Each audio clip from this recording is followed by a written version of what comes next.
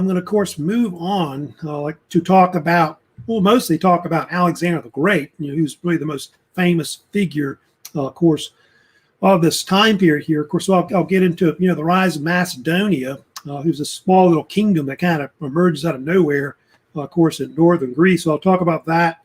I'll talk about the conquests of Alexander the Great, really considered one of the greatest conquerors in history, especially at a very young, one of the youngest conquerors, of course, of all time. Then I'll talk about a little about the Hellenistic Age and what happened after Alexander's empire, of course, broke up and all that. So here's kind of a map showing you, of course, the area of where, of course, Macedonia came out of. Macedonia, also known as Macedon, it's called different names, basically took control of Greece, like over time, like most of it was taken over by them eventually by about the mid to late 4th century BC. It's a Greek kingdom mostly. I think it started as a city-state, but over time it became a kingdom, and it's based mostly in northern Greece, but today it's actually part of also the Republic of North Macedonia, which used to be called, I think, the Republic of Macedonia, but they changed the name in 2019. Hey, Markella, we're having a good morning out there also as well.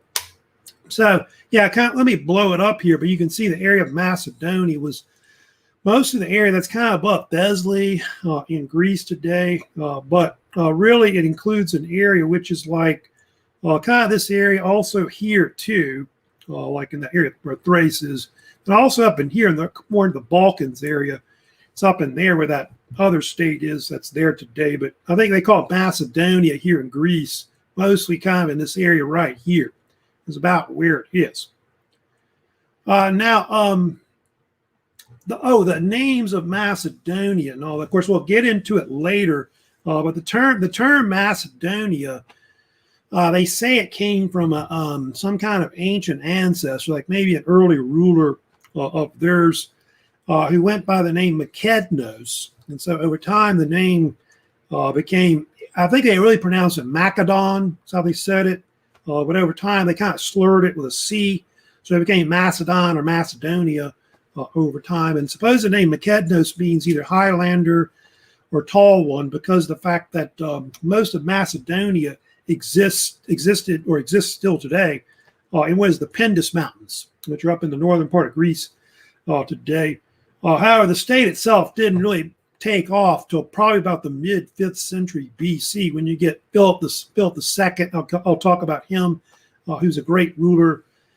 And then you got Alexander the Great, that also his son that kind of comes next. That's very famous, but they're famous for their military traditions, the Macedonians, like the Spartans were.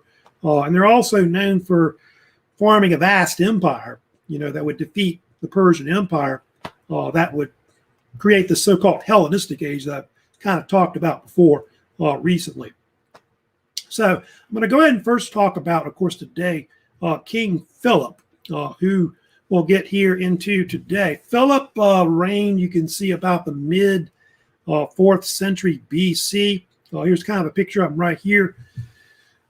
He's kind of a warrior king, which I think a lot of these rulers were. They were kind of like militaristic overall. And he's important because he's the one that really expands the power of Macedonia. He kind of makes them into like a world power in that area. Takes over all of Greece eventually by the mid to late 4th century BC. He even is the one they give credit for pretty much developing a lot of the Macedonian military, like a lot of their tactics and things like that, that they're kind of known for. I think I've got another slide if you want to look at it later, of course, on Philip right here. He is known for forming the League of Corinth later, which was this alliance of Greek city-states to try to form them together to fight Persia. I think Sparta wasn't in it, but Philip had this crazy idea to conquer Persia, the Persian Empire. Of course, he wouldn't do it because he would get killed, assassinated, but his son, Alexander the Great, will later, of course, attempt that and be, of course, successful. We'll see later. But talking about the military aspect of course, the Persians what they would fight against the Persians, of course, which Philip developed, which was the Macedonian Phalanx, which they were kind of known for. The Macedonian Phalanx was the centerpiece of really the Macedonian military. They had the so-called pike phalanx was what they used. And this was a type of larger size rectangular formation that was used by the Macedonians. It was like, I think it was double the size of what the Greeks were using in the south. And they used what they call a sarissa, I told you about, which is like a long spear, which they now call a pike. I think theirs were like close to like 18 feet in length. And they were held with two hands, like both their arms, had to hold both of these. And the first few rows would lower them. And primarily they were used against cavalry. And one thing that the Macedonians are known for, they're known for this tactic they use called hammer and anvil, or sometimes called, I think some people call it sword and shield. And so the infantry was used as like as a defensive mechanism, and then the cavalry was also used as an offensive weapon. That was one thing they talked about in the video, a little short video clip, of course, on Alexander, which, of course, was the so-called companion cavalry. You've heard about, that was their so-called shock cavalry that they would use. And the Macedonians would use the companion cavalry to attack mostly the enemy's flanks, like left and right flanks, probe for, weaknesses or whatever, maybe try to encircle their enemy. And so a combination of the infantry holding in the middle with the cavalry on the wings, that's how Philip and Alexander were able to win a lot of battles, of course, during that period, the 4th century. The companion cavalry was, I think it started out like maybe 300-500 men, I think, were in it. But I want to say by the Battle of Gaugamela, it was like 2,000 or more men were actually in it. So it became like a large size, heavy cavalry. And it was considered one of the most famous in the world, very successful, and pretty much was led by Alexander himself personally in a lot of battles. And it was why he was so successful in the end. But we were talking about Philip. Like I said, Philip, by, I'd say about 338 BC, began to conquer, all of Greece.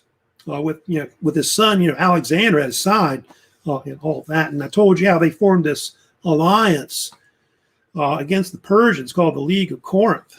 And so at that point, he's thinking of, trying to possibly cross, basically into Turkey and conquer Persia. And so that's his kind of like his dream, basically, at that point to kind of do that.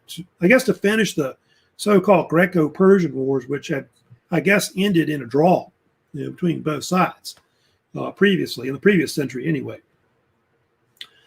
Also about Philip. Philip had one thing about the Macedonians. They weren't monogamous. They had multiple wives that they had.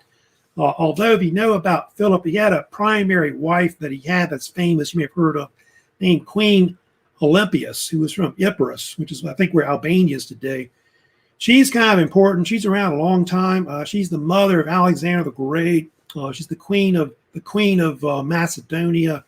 She's got a lot of power behind the throne, especially even after Alexander died and all that. She's around to like 316 BC. She outlived Alexander by a bunch of years. But what happened with Philip, of course, he wouldn't be, of course, around very long, as you know. In 336 BC, Philip was assassinated at a wedding banquet. And apparently one of his ex-bodyguards, his name was Pausanias, got up and stabbed him. And there's a lot of mystery about who was behind it. Some people think, I think there was one theory that Pausanias was like a jilted lover. Because I don't know if you know about the Greeks being kind of bisexual. They like men and women. They think he may have been like a jilted lover that killed him. There's been one theory they put forth about Pausanias. Other theories is that Queen Olympias had Philip killed so that Alexander become the ruler afterwards. I think it was another theory that Alexander believed that the Persians were behind it because they thought that Philip was going to invade Persia. So they thought if they killed him that wouldn't happen. So there's been a lot of speculation about that. But while we do know, of course, because of the fact that Philip was eventually killed, you had Alexander the Great, of course, that would eventually emerge to power. He would take over afterwards, reigning around 13 years in power. Of course, originally he's called Alexander the III. I think the Greeks called him Alexandros. That's the Greek name, as you know.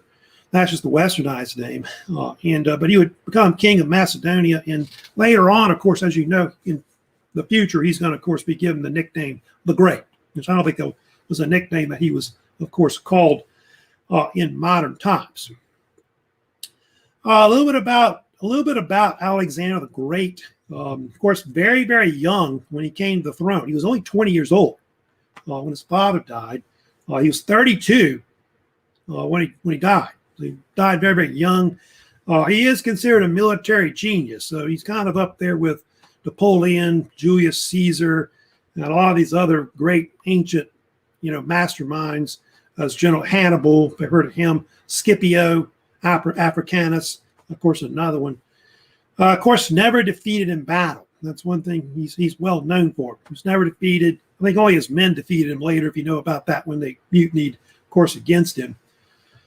There's a lot of stories about Alexander that are very famous. The one I'll share you about, I guess that they always talk about the most, is his horse that he's well known for. Alexander had a very famous horse named Bucephalus.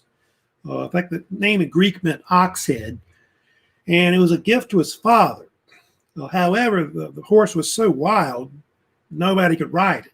But Alexander, I think, was a teenager at the time, said he wanted to buy it. Of course, everybody laughed at him. They thought that wouldn't be possible for him to ride this horse. It was like way bigger than him. And what he figured out about Bucephalus was that he was real skittish and wild because of the fact that he was afraid of his own shadow. And so he was able to turn the horse a certain way so it couldn't see its own shadow, and he was able to ride it. And so Bucephalus became, I think, considered one of the first famous horses in history. You hear about, he practically rode across Persia, and it later died in India. So that's something they always talk about. Alexander, of course, that's well known. Now, whether he had like hair like that, I think you see a lot of images of Alexander having like dark hair. I think they made movies. I don't know if you've ever seen the movie Alexander. That was had Colin Farrell in it, I think. Maybe Oliver Stone, I think, had it. He had blonde hair. I don't know. I think he had more. They say he had fair hair or something like that, but I don't know if too many Greeks have blonde hair. Probably not. Something you see a lot. And so it might have brown or dark hair. Probably dark hair, brown eyes. But I think there was one story where they said that Alexander had some kind of eye disorder where his eyes were two different colors. And he was also supposedly short. So maybe that's why he wanted to conquer, like a Napoleon. All right. There's a lot of works that, of course, authors that have written about Alexander I'll kind of share with you today. And I think where they are. Oh, there they are right there. That's not it right here. There they are. Of course, various, writers that I guess still around today that, wrote about Alexander the Great originally. They consider Arian of Nicomedia, I think that one to be, that particular author I may have mentioned before, as really being the best writer that wrote about Alexander the Great that you hear about, campaigns of Alexander, but I think it's called the Anabasis, what they actually called it, or it should be Anabasis of Alexander is what it should be. But Plutarch is also well known, a very famous Greek writer who wrote The Life of Alexander, which was a parallel biography that was kind of parallel to the biography of Julius Caesar. Because Plutarch was famous for writing a bunch of biographies on famous Greek and Roman nobility. That one.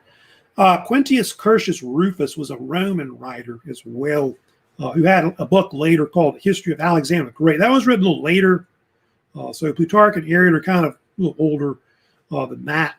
Then they say the oldest surviving actual work that writes about Alexander is Diodorus of Sicily. He was writing during, I think, Roman times as well. He's got one like just a book, like a kind of a part of a volume of a book, which is about Alexander. but it's not considered the best one ever. They did have some surviving ones I'll mention about that were, besides Diodorus, that's the oldest, like I said, work surviving from that time period. But they had Callisthenes. I don't know if you know about him. He was a nephew of Aristotle. He had actually a series of diaries called the Royal Diaries, which were written about Alexander and his campaigns. But they don't exist anymore. But they think it was a major source that other writers like the main ones like these, Plutarch, Arrian, Quintius Curtius, likely used and all that. I think Rufus means the red, something like that in Latin. So anyway, kind of talking about, some of these different writers that wrote about him. And I don't know if you know about medieval times, they had all these so-called Alexander romance stories talking about Alexander and all that. And some of these are kind of made up stories. And there's a lot of stories about Alexander that might not be true. So he might be one of these types of figures that's more fiction than fact, probably, or something like that. So who knows about that. Now, the thing I'm going to talk about today that Alexander's mostly famous for, as you know, of course, is he's famous for his, conquest of really Persia. Actually, what happened was after Alexander's father died, he had to go into Greece and subdue them. He did that first, but the main thing that Alexander's known for is his conquest of Persia, which lasts over several years. That should be 334 to 326. But really, truthfully, it should really probably be I guess if you talk about the fact that he defeated him really within 4 years. Should really be 330 BC because he conquered the capital of Persia, Persepolis, in 330. So about 4.5 years, pretty much crushed him. But I guess if you think about, the fact that he conquered all the way to India by 326, that's the bulk of all the so-called Persian Empire that went back to the old empire that's in the Indus River Valley and all that. So all that was done within like less than a decade or so in a quick motion right there. Of course, the main ruler that Alexander fought against was this king named Darius or Darius III. Of course, if you know about him, he was the last major monarch of the Persian Empire, the Achaemenid Empire, anyway.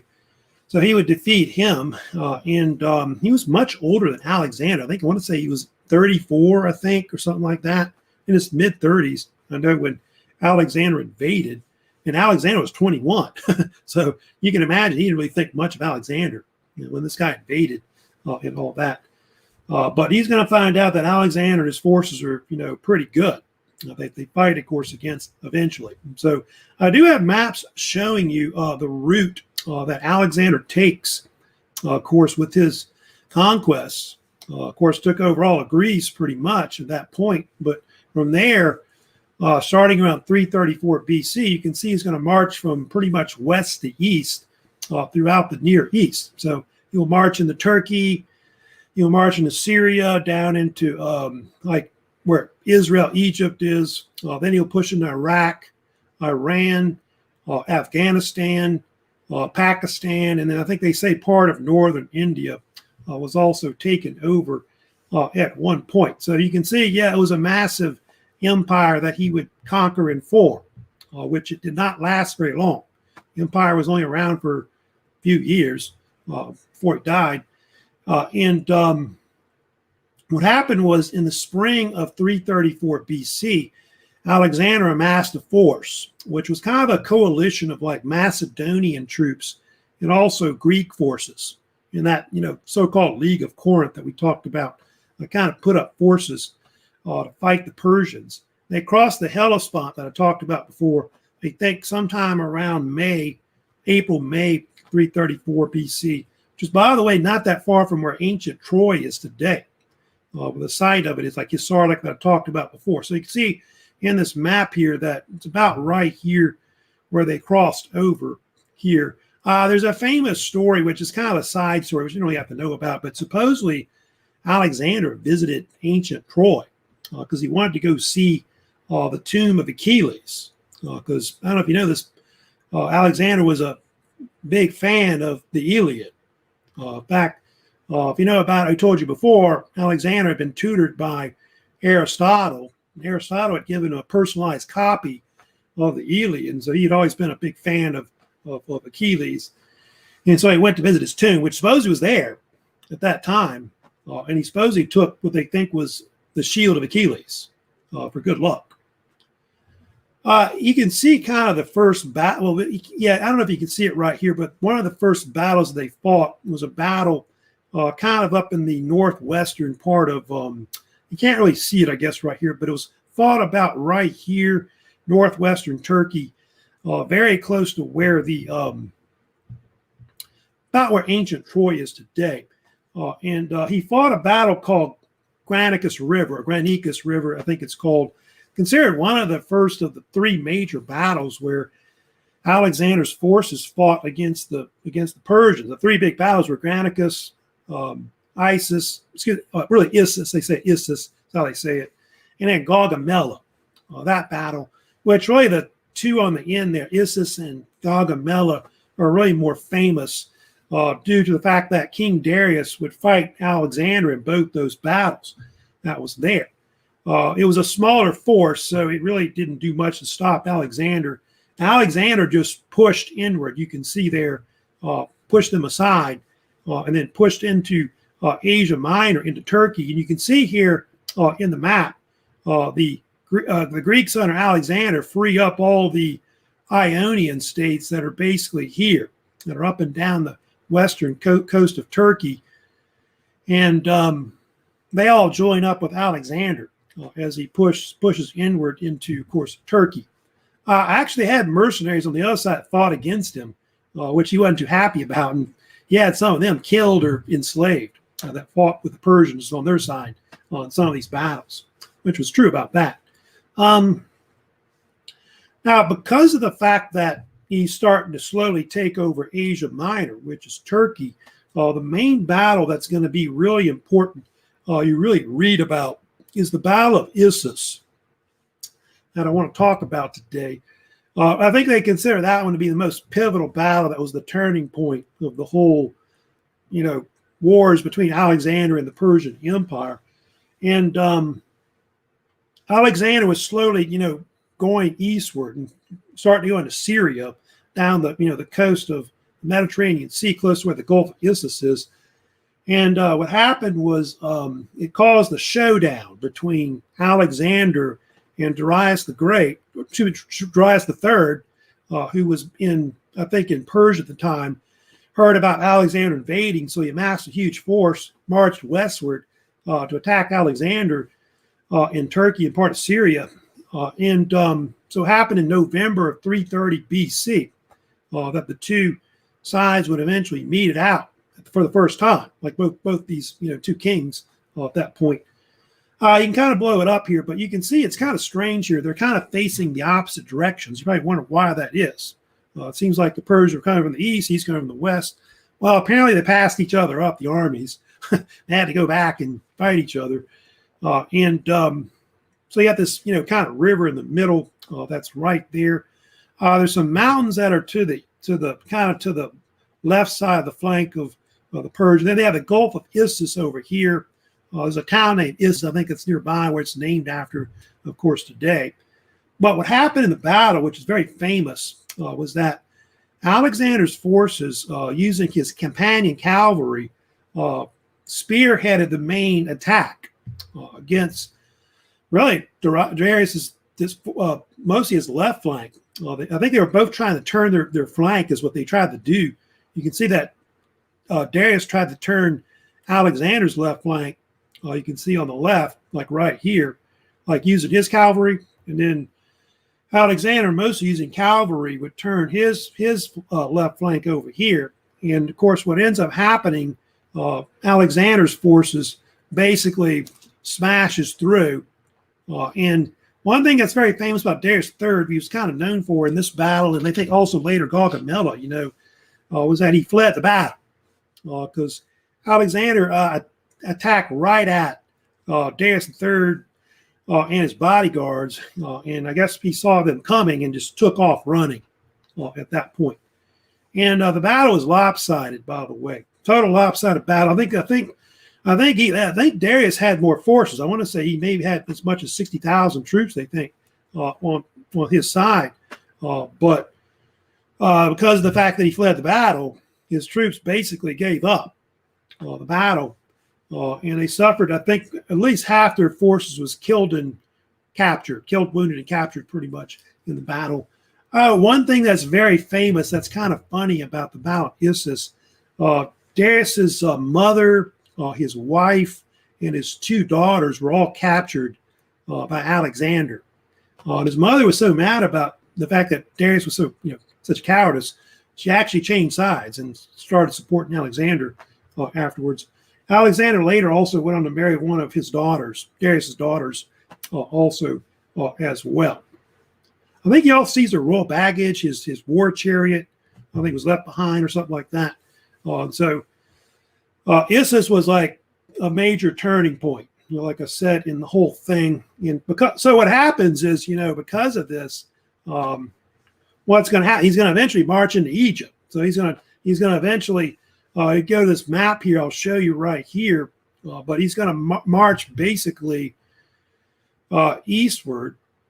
Actually, southward, then westward. So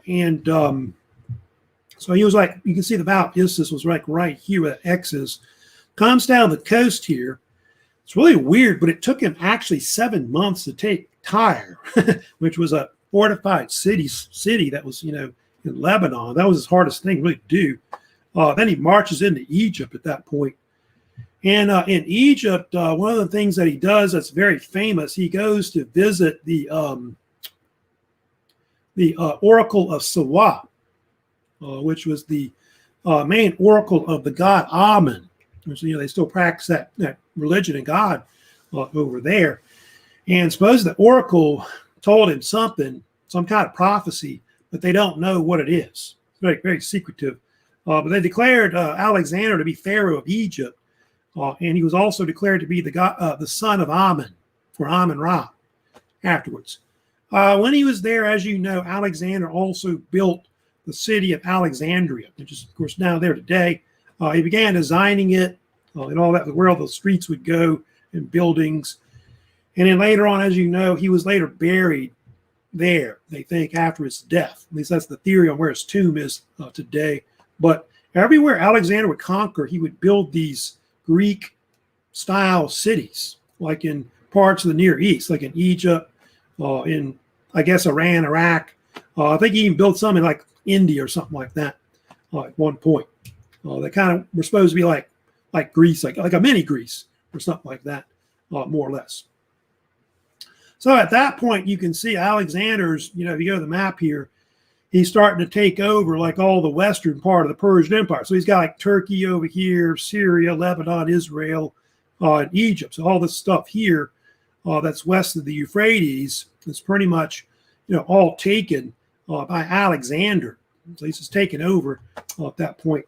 What happened was King Darius III, he's in Persia still, sends basically ambassadors telling him, hey, I want to sue for peace. I want to end the war with you. I think he even tells him, you can marry one of my daughters. Well, he's already got her anyway.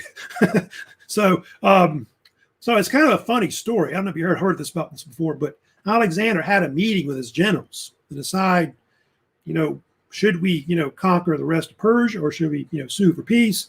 A lot of his generals wanted to stop there. That was enough. We kind of conquered the Mediterranean Sea right there. And one of his generals spoke up. His name was Parmenion. He said, if I was Alexander, I would sue for peace. And so Alexander then replied and he said, if I was Parmenion, I would. So anyway, he thought that Persia was pretty much weak. This needed to be kicked over. And so he decided just to march in next into Mesopotamia in Iraq, to go after that next. So that's the next thing that happened. Of course, after that, you can see, you go from there, you can see he then marches, like I said, now eastward, where Damascus is right here, you can see, and then into what is, you can see Mesopotamia, Iraq today, right here, where the Euphrates Tigris River is.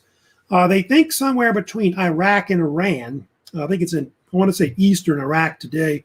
He fought another battle against Darius's forces, which became known as the Battle of Gaugamela, sometimes called Arabella also as well. That, by the way, is considered to be Alexander's greatest battle that he ever fought overall. I think I do have some maps showing you the actual battlefield. Well, this is right there, but they have the one, of course, of Gaugamela.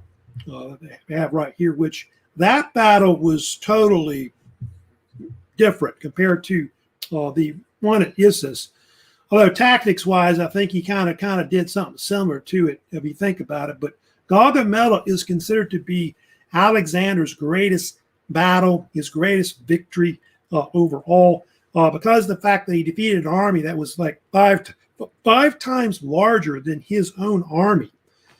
Because I think they seem to think that, according to Quintus Curtius Rufus, the army of Darius III was something like almost like 250,000 men that he amassed. Sounds like Xerxes before, like in the previous Persian wars we had, which I don't know if it was that big, but maybe it was. And then I think Alexander was something like 50,000 in size. So you can see in that map here of the battlefield, his forces were basically, almost like they could have been easily surrounded in the battle. Well, if you look at what happened in the battle, Alexander used an interesting tactic against Darius III. He tried to stretch out Darius III's forces. What he did was he sent some of his cavalry over here. And so what happened was Darius thought, I'm going to get attacked like before, like at Issus. And so he has to stretch his forces out over here. But when he did that, he left a gap right here in the middle. And so Alexander attacked kind of in that left center flank right there. You can see with his companion cavalry. And what ended up happening was the same thing happened again, like at Issus. Darius III fled again. He fled the battle, like right in the middle of the battle. That kind of played a pivotal role in why Alexander would eventually defeat the Persian forces. It wasn't all great, though. Some of the Persian forces actually broke through. And you had to have some forces in reserve to kind of stop them from, I guess, retaliating against him, counterattack. But in the end, he was able to defeat Darius' forces. But Darius, like I said, the third got away again overall. Later, they would find Darius III, by the way. I don't know if you know about this, but his own men killed him, believe it or not. I think a Bactrian general named Bessus killed him to try to seize the throne because I guess he was such a horrible ruler, military leader. But Alexander felt so sorry for him being killed or whatever that he actually buried him in his own tomb, believe it or not. But with that victory, the next thing, of course, that would happen, if you go back to the map here, from basically Mesopotamia, Iraq, he then marches into Persia, so in Iran. You can see going down to where their main cities and capitals are. Like he takes Persepolis. Persepolis, was the main capital, of course, of Iran, Persian Empire at the time, conquered in 330 BC. I don't know if you know what happened with that. Persepolis was a great city. In fact, probably one of the largest cities in the world at the time, very highly advanced and all that. But Alexander apparently was kind of still fuming from what happened a long time ago with the Persians. And you know what happened? He burned it down. Persepolis, their capital, was burned down to the ground.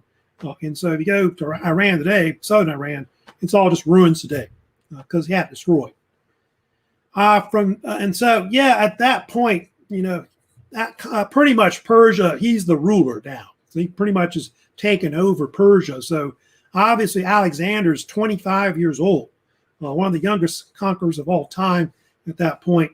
But he's going to mop up pretty much in the east. He's going to keep going and mop up the rest, of the Persian Empire all the way to the Indus River Valley. But yeah, 25 years old, one of the youngest conquerors of all time. I think Napoleon was much older when he conquered a lot of stuff, if you know about that. But yeah, you can see here he keeps going. So he goes up to here, like Ecbatana was, by the way, one of their major cities, which originally was a major capital of the kingdom of Media, the Medes, a long time ago, which were like kind of like a Persian type people as well. That's where he found Darius III's body near the Caspian Sea as he marched eastward into Afghanistan over here. And then from there, he pushed into through the Hindu Kush, probably coming down the Khyber Pass into what is Pakistan and northern India. So basically, you can see that Alexander pushes all the way, like into all those areas that you're looking at: Afghanistan, Pakistan, northern India. So parts of Western India is the furthest that he would actually reach. And I think he wanted to keep going, but I'll talk about it later. His men don't want to. they kind of give up on fighting, of course. I'll talk about that too, kind of get into it, because we're going to talk about next the fact that Alexander, there's actually one more battle that they always talk about that Alexander is well known for in the Punjab region, which is like in northern India today. It's up there, like kind of the main tributaries of the Indus River Valley. There was a king there, like a Raja named Porus, King Porus, I think they called him. And he was trying to march through there. He was, well, first trying to conquer his territory right there. And he was going to march, I guess, toward the Indian Ocean was his plan. And so it led to like one last battle he was known for, which they think happened sometime in May of 320, May or June, kind of a debate about when it was. But called the Battle of Hydaspes River, or actually the modern name now that they use in India is called Jhelum, because Jhelum is one of the tributaries of the Indus River.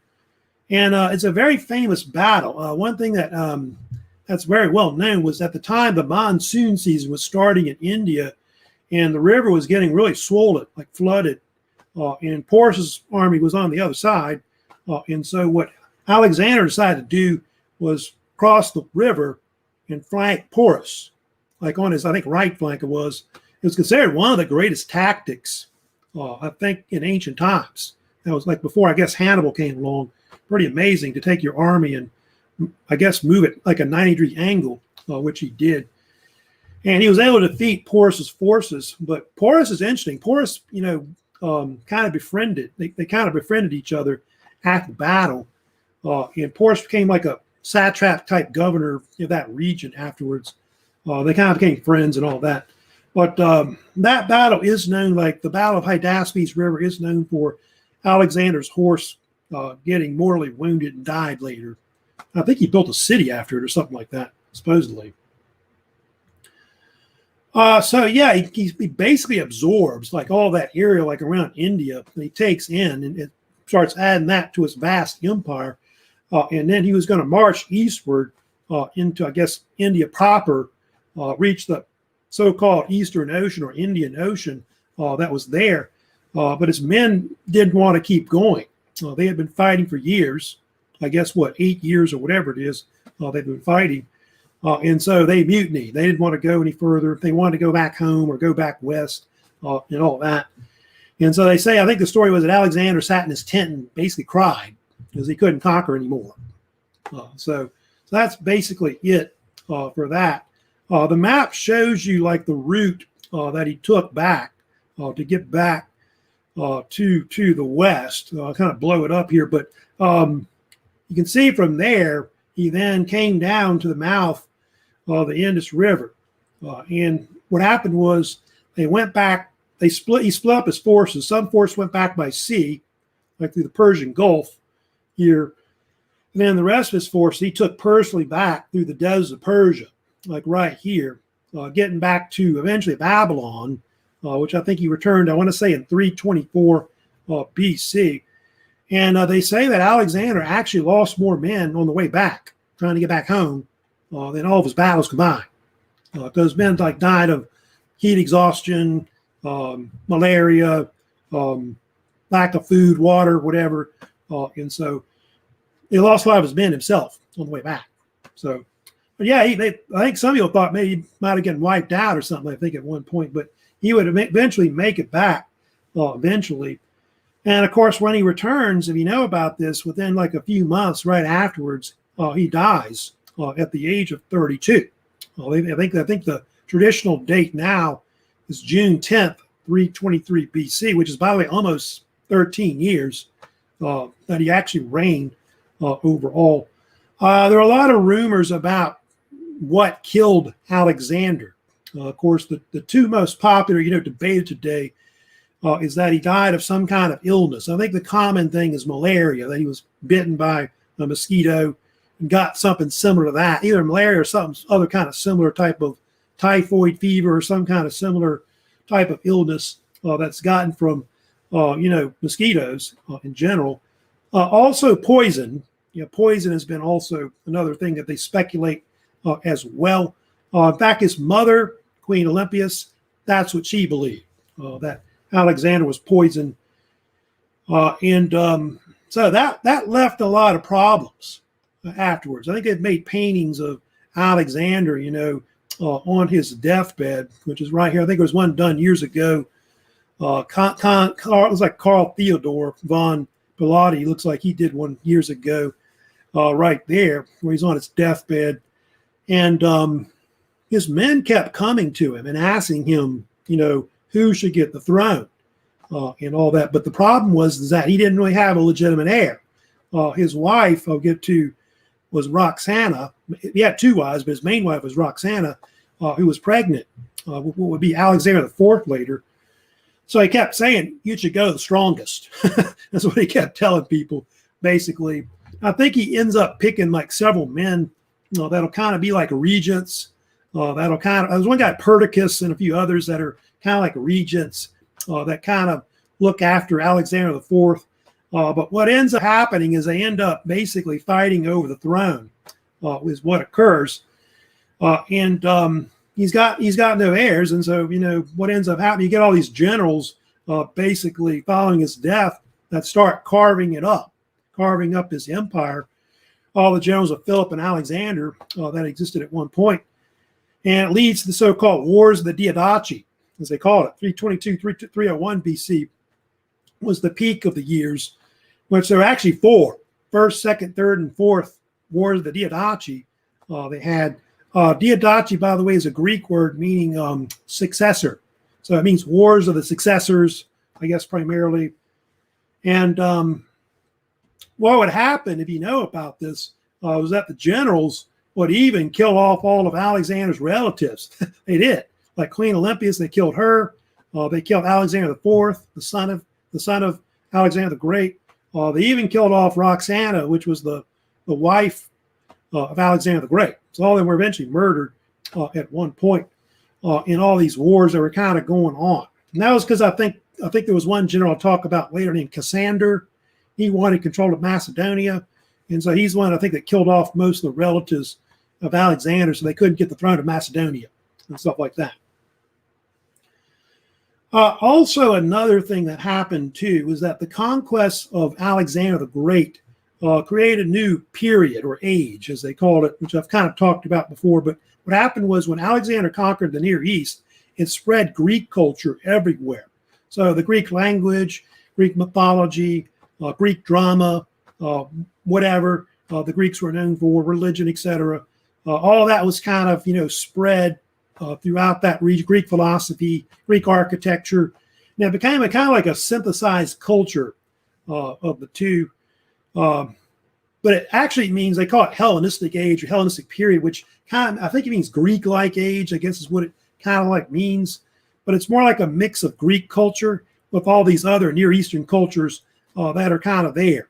So you got Egyptian culture, right? That's mixed with Greek culture kind of afterwards. You got Jewish culture, you got Persian culture, and so on, that you've got all over the place. And all this kind of mixes together and is kind of influenced by each other in general. It also affects art, statues, architecture, and drama plays and other things like that as well. Then what happened, too, you had all these kingdoms that sprouted up, too, in the so-called Hellenistic Age or period, when the generals of Alexander started, carving up all of his empire into all these states I've kind of talked about before. So Egypt, you get a state. Iran, Iraq gets states. Turkey, Syria, they get different states that kind of emerge kind of afterwards. And I'll kind of go through and kind of talk about some of these different states that were kind of well known. And here's kind of a map showing you the different, like some of the famous ones that kind of were around at one point. The one that's the most famous that everybody's heard about, of course, is the Ptolemaic kingdom, also the Ptolemaic Dynasty, which had a series of kings or rulers that were behind it and all that. And that was a state that was founded by one of Philip and Alexander's generals named Ptolemy. Ptolemy Soter I, as they called him. He was the first king of the Ptolemaic dynasty that would rule. And they would be around almost 300 years. You can see they ruled 305 to about 30 BC. And Alexandria, which remember Alexander the Great had founded or whatever, had basically created this new capital that's there that would be part of this kingdom and all that. Ptolemy is, by the way, infamous for supposedly stealing Alexander's body, believe it or not. And he brought it to Egypt, where he later buried him in Egypt. They probably in Alexandria eventually. They think it's either Memphis or Alexandria, but I think Alexandria is where it eventually ended up, the body. But I think they did that because he thought that if he had the body of Alexander, maybe that'd give him the right to have the control of the empire and stuff like that. So I think they actually fought over the body, like who should have it, stuff like that in general. By the way, the Ptolemaic dynasty was mostly like a Greek or Macedonian type dynasty. So it was not-Egyptian and all that. There were actually about 14 rulers. 13 were kings, which they are all named Ptolemy. Ptolemy the first, the Ptolemy the 13th, believe it or not, which we'll talk about some of those later, I guess, on the Romans. And you had Queen Cleopatra, usually called Cleopatra VII sometimes, was also one of the last rulers who, of course, would die in 30 BC. So up to that point, that was one of the longest reigning states that lasted, of course, before the Romans took them over. Then you got the Seleucid Empire that you had, which is in the kind of teal green area you're looking at to the right side of the map there. That was founded by another general named Seleucus. He went back to under Philip and Alexander. Seleucus I, Decatur, and his empire became the largest out of the different Hellenistic states that would form. He controlled, you can see Turkey at one, later they controlled Turkey, but mostly it was in like Persia, Iran, or Persia, which is Iran and Iraq.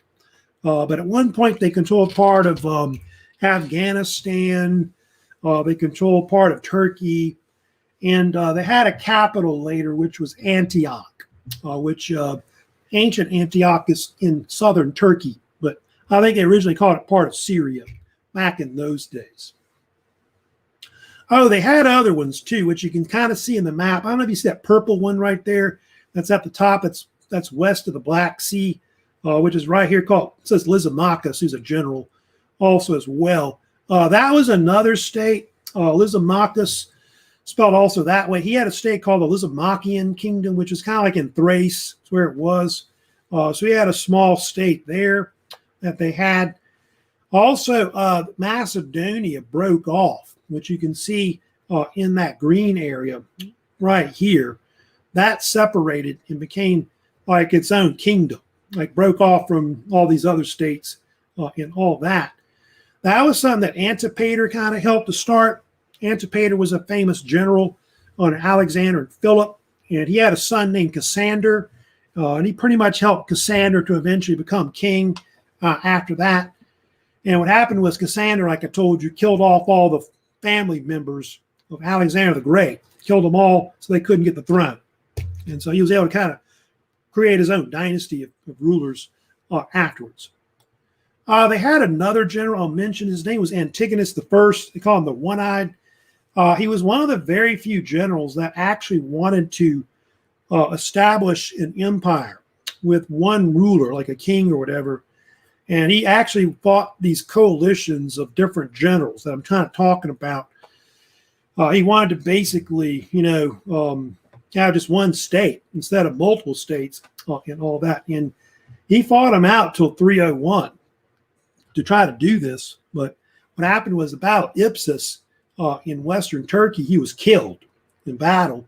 And so after that, pretty much, the whole empire of Alexander was permanently separate states afterwards. So never got back together, and all that. And most of these, states are going to be absorbed by the Roman Empire. The Roman Empire is going to come in. They're going to conquer most of them, like all the way, at least all the way to Iraq. They will, the Romans, and all that. But it's still a mystery today, by the way, about, where Alexander's body is. I know there's I think I want to say 100 years or more, people have been searching for the location of Alexander, like where he's buried. Some people thought he may have been buried at Babylon, because Babylon was going to be the capital of his empire. Some people thought he was buried at Pella, which is up in where Macedonia was, the kingdom. And then some people thought he was buried at Memphis or somewhere in Egypt. And then they think eventually his body was, moved to Alexandria. And Roman emperors actually talked about it. They talked about visiting his tomb. I think it was even a case where I thought one of the emperors stole his armor, or borrowed his armor or something like that, took it from him or something like that as good luck, things like that. So obviously it existed at one point, but no archaeologist has been able to find it. So that's still kind of a mystery today about what happened. But I guess the big mystery about Alexander is what would have happened if he would have lived.